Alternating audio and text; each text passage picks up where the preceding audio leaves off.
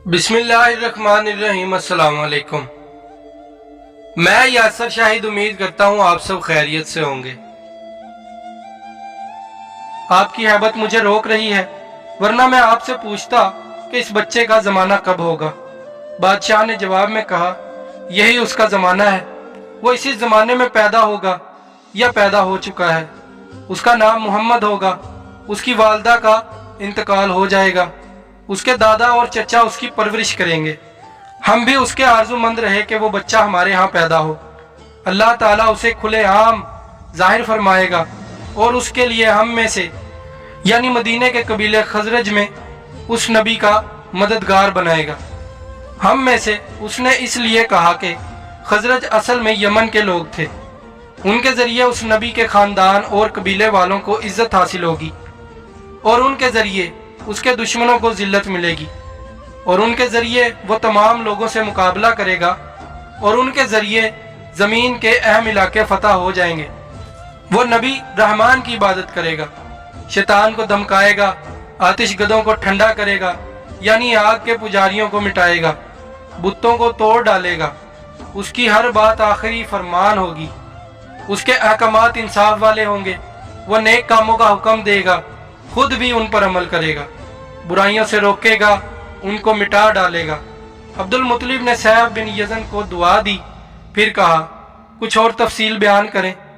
बात ढकी छुपी है और इलामतें पोशीदा हैं, मगर ए अब्दुल मुत्तलिब, इसमें शुबा नहीं कि तुम उसके दादा हो। अब्दुल मुत्तलिब ये सुनकर फौरन सजदे में गिर गए और फिर सैफ ने उनसे कहा, अपना सर उठाओ, अपनी पेशानी ऊंची करो और मुझे बताओ जो कुछ मैंने तुमसे कहा, क्या तुमने उनमें से कोई इलामत अपने यहाँ देखी है? इस पर अब्दुल मुत्तलिब ने कहा, हाँ, मेरा एक बेटा था, मैं उसे बहुत चाहता था। मैंने एक शरीफ और मुअज़्ज़िज़ लड़की आमना बिनते वहाब अब्दुल मुनाफ से उसकी शादी कर दी। वो मेरी कौम के इंतहाई बाइज़्ज़त ख़ानदान से थी। उससे मेरे बेटे के यहाँ एक लड़का पैदा हुआ। मैंने उसका नाम मोहम्मद रखा। उस बच्चे का बाप और माँ दोनों फौत हो चुके हैं। अब मैं और उसके चचा अबू तालिब उसकी देखभाल करते हैं। अब सैफ ने उनसे कहा, मैंने तुम्हें जो कुछ बताया है वो वाकई इसी तरह है। अब तुम अपने पोते की हिफाजत करो, उसे यहूदियों से बचाए रखो, इसलिए कि वो उसके दुश्मन हैं। ये और बात है कि अल्लाह ताला हरगिज़ उन लोगों को उन पर काबू नहीं पाने देगा। और मैंने जो कुछ आपको बताया है उसका अपने कबीले वालों से जिक्र न करना। मुझे डर है कि इन बातों की वजह से उन लोगों में हसद और जलन ना पैदा हो जाए। ये लोग सोच सकते हैं ये इज्जत और बुलंदी आखिर उन्हें क्यों मिलने वाली है। ये लोग उनके रास्ते में रुकावटें खड़ी करेंगे। अगर ये लोग उस वक्त तक जिंदा ना रहे तो उनकी औलादें ये काम करेंगी। अगर मुझे ये मालूम ना होता कि उस नबी के ज़हूर से पहले ही मौत मुझे आ लेगी तो मैं अपने ऊँटों और काफिले के साथ रवाना होता और उनकी सल्तनत के मरकज़ यसरब पहुंचता, क्योंकि मैं इस किताब में ये बात पाता हूँ कि शहर यसरब उनकी सल्तनत का मरकज़ होगा, उनकी ताकत का सर चश्मा होगा, उनकी मदद और नुसरत का ठिकाना होगा और उनकी वफात की जगह होगी और उन्हें दफन भी यहीं किया जाएगा। और हमारी किताब पिछले अलूम से भरी पड़ी है। मुझे पता है अगर मैं उसी वक्त उनकी अजमत का ऐलान करूं तो खुद उनके लिए और मेरे लिए खतरात पैदा हो जाएंगे। यह डरना होता तो मैं इसी वक्त उनके बारे में ये तमाम बातें सबको बता देता, अरबों के सामने उनकी सरबुलंदी और ऊंचे रुतबे की दास्तानें सुना देता।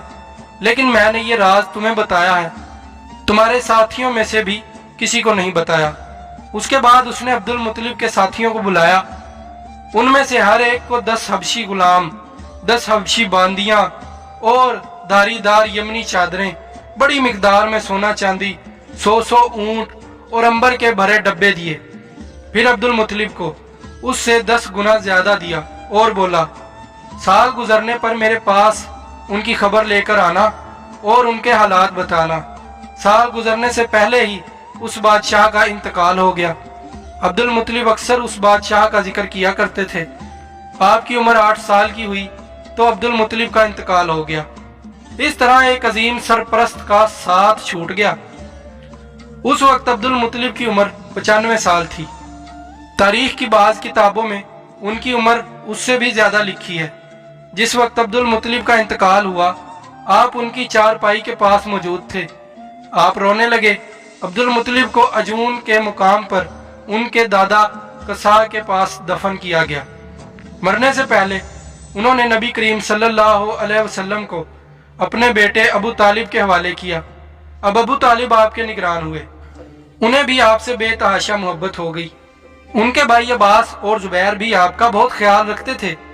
फिर जुबैर भी इंतकाल कर गए तो आपकी निगरानी आपके चचा अबू तालिब ही करते रहे। उन्हें भी नबी करीम सल्लल्लाहु अलैहि वसल्लम से बहुत मोहब्बत थी।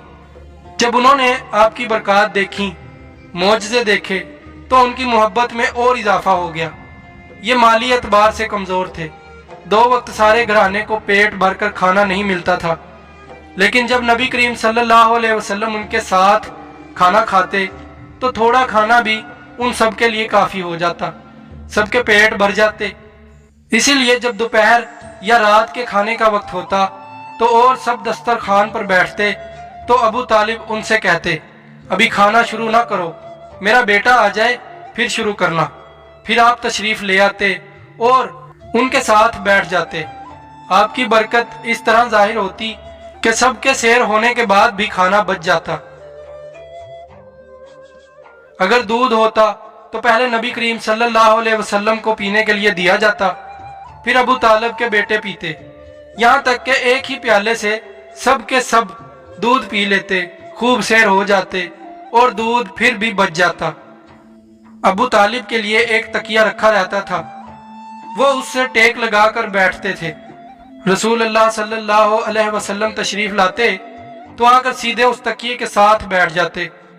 ये देखकर अबू तालिब कहते, मेरे बेटे को अपने बुलंद रुतबे का एहसास है।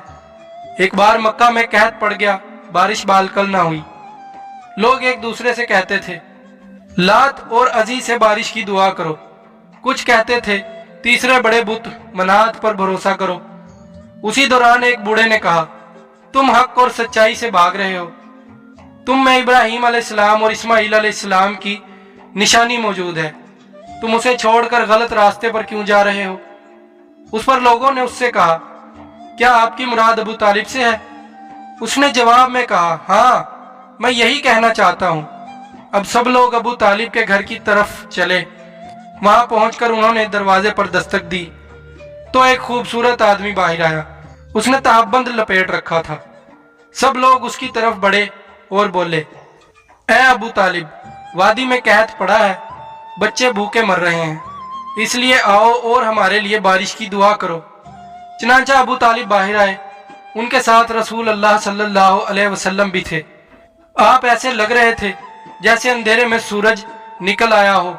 अबू तालिब के साथ और भी बच्चे थे, लेकिन उन्होंने आप ही का बाजू पकड़ा हुआ था।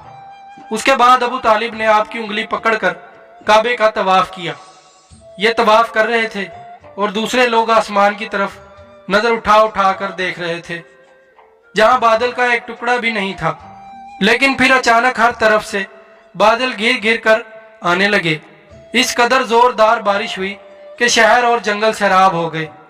अबू तालिब एक बार ज़ी अल हज्जाज के मेले में गए। ये जगह इरफात से तकरीबन 8 किलोमीटर दूर है।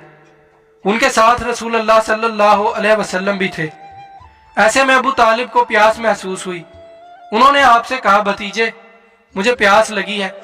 ये बात उन्होंने इसलिए नहीं की थी कि आपके पास पानी था, बल्कि अपनी बेचैनी जाहिर करने के लिए कही थी। चचा की बात सुनकर आप फौरन सवारी से उतर आए और बोले, चचा जान, आपको प्यास लगी है? उन्होंने कहा, हाँ भतीजे, प्यास लगी है। ये सुनते ही आपने एक पत्थर पर अपना पांव मारा। आगे के एपिसोड देखने के लिए चैनल को सब्सक्राइब और बेल आइकन को लाजमी प्रेस कर दें, ताकि आने वाली हर वीडियो का नोटिफिकेशन सबसे पहले आप तक पहुंच सके। अपना और अपने प्यारों का ख्याल रखिएगा। अल्लाह की अमान में। अल्लाह हाफिज।